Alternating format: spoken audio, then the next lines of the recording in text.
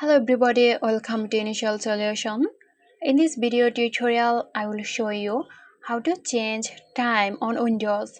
So let's begin the video.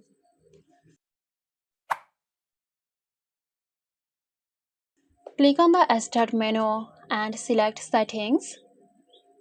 Go to Time and Language and then click on Date and Time.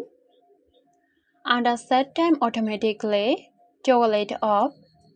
Now click on Change under Set the date and time manually. Set your desired time and click Change to save it. But if you want to automatically keep the time updated, toggle Set Time Automatically back on.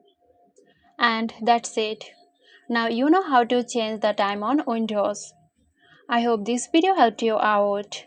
If you found this tutorial helpful, give us a like and subscribe to Initial Solution for more helpful tutorials. This video is sponsored by Zerosoft. Zerosoft offers graphic design, UI UX design, digital marketing and web development. Elevate your brand with Zerosoft today. For more details, check the description box.